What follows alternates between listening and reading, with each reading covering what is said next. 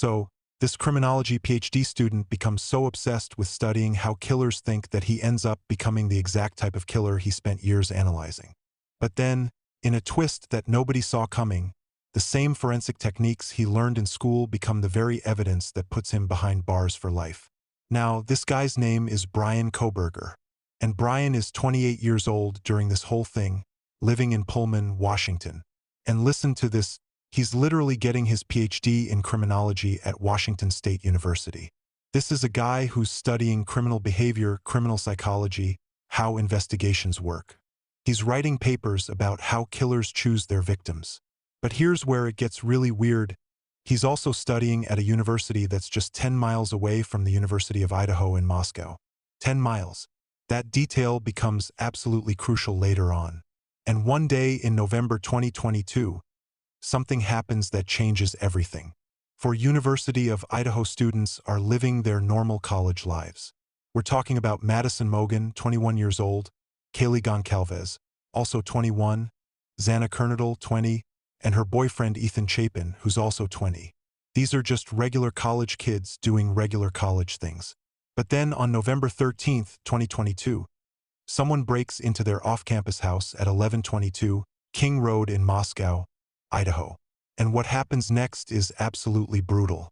All four of them are stabbed to death while they're sleeping. But here's the thing that makes this case so terrifying. There are two other roommates in the house who survive completely unharmed. The killer specifically targeted certain rooms and left others completely alone. And so the investigation begins, but nobody has any idea who could have done this. The police are looking at everyone, ex-boyfriends, party guests, local troublemakers. But then investigators start finding some really strange evidence. They discover that someone had been stalking the house. Cell phone data shows that a particular phone had been near the victim's house at least 12 times before the murders. 12 times.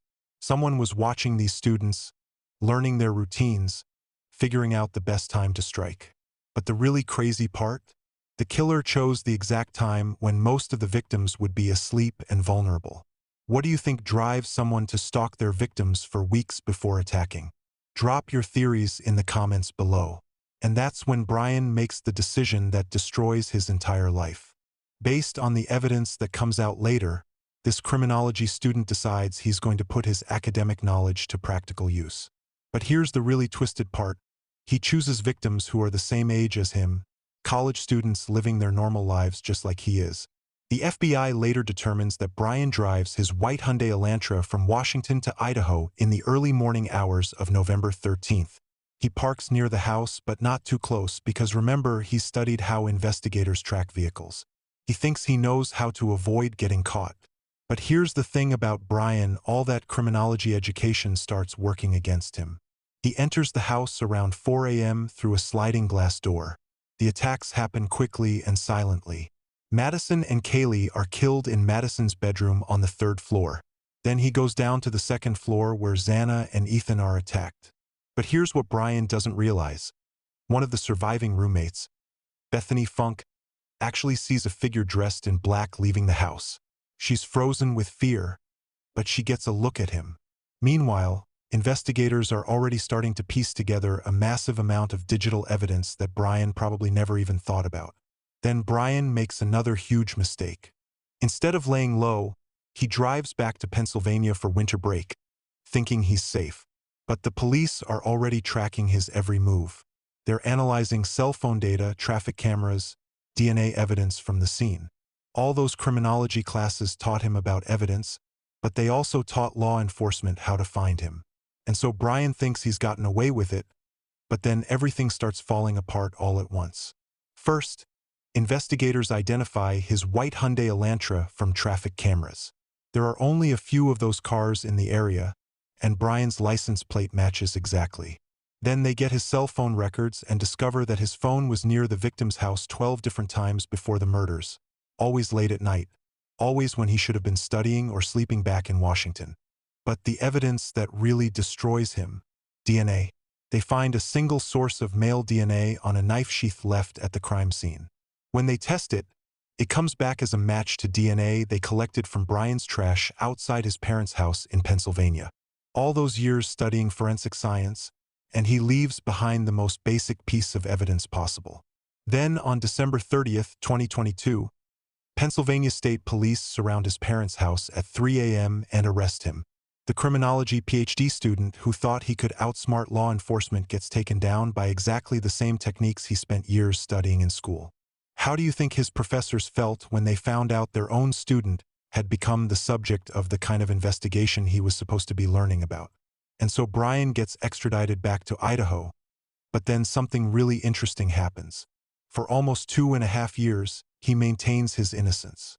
His defense team files motion after motion, trying to get evidence thrown out, trying to avoid the death penalty.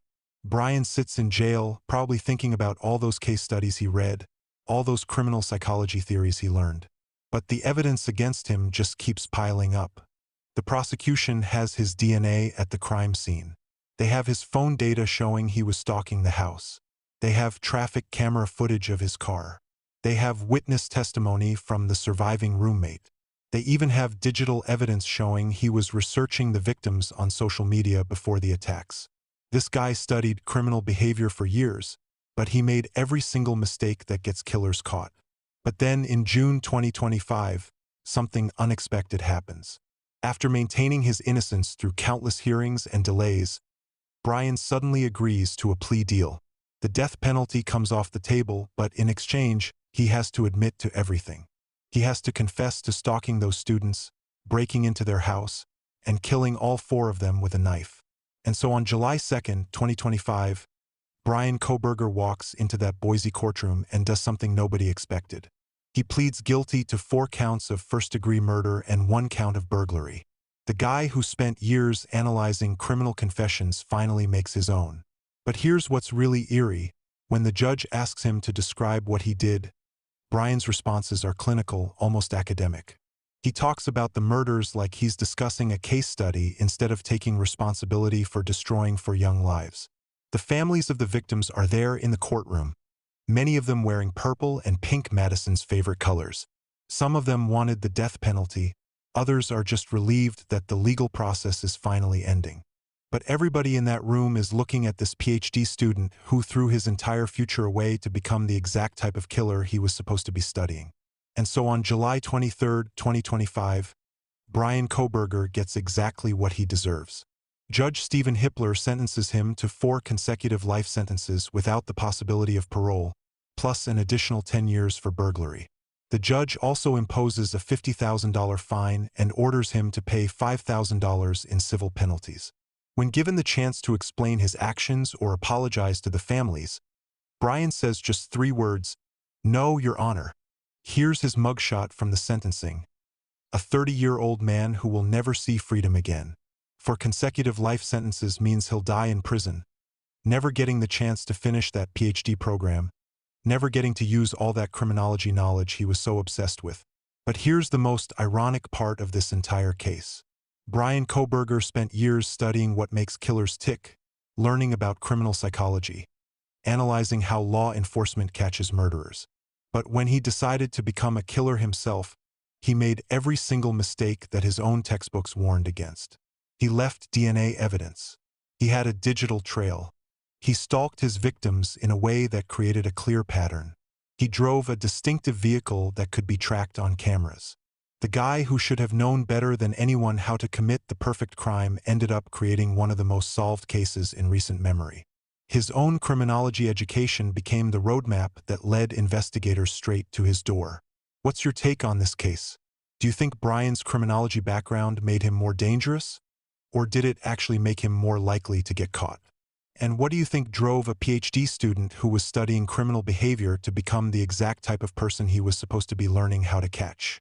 The families of Madison, Kaylee, Xana, and Ethan finally have justice, but they'll never get their children back. Bryan Kohberger will spend the rest of his life thinking about how his obsession with studying killers turned him into one of the monsters he used to analyze from a safe distance. Sometimes the people who study evil the closest are the ones most likely to be consumed by it. And sometimes, the very knowledge that was supposed to make someone an expert in catching killers becomes the evidence that destroys them instead. Let me know in the comments what you think about this case. And don't forget to subscribe for more true crime stories that'll keep you up at night wondering how someone's life can go so completely off the rails.